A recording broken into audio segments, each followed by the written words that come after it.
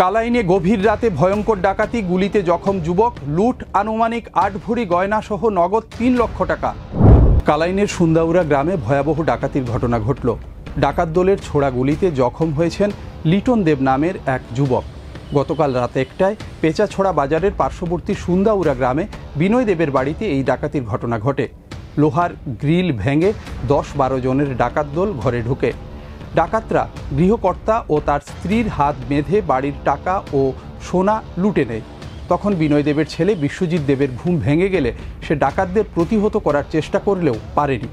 ডাকাতদের হাতে মার খেতে হয় তাকে।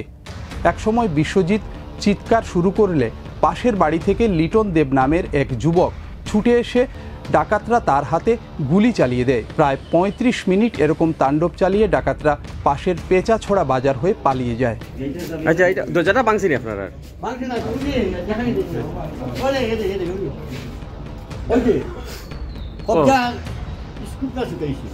ছুটাই ঢুকছে।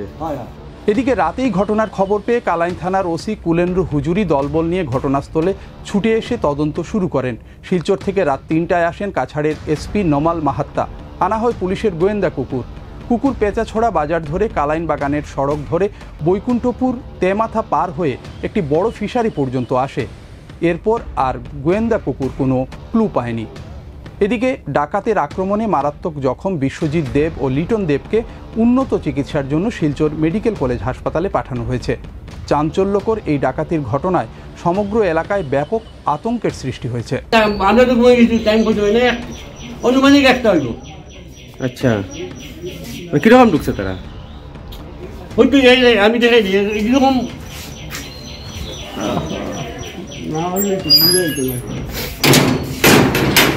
এখানে তালা থাকে কিন্তু তালা নাই, তালা মারা, তালা তো পাওয়া যায় না। তালা ভাঙলে কম শীতকারি তালা, শীতকারি এই তালাটা এই ভিতরে ঢুকে এখানে ভাঙছে, তালা তো পাওয়া যায় না।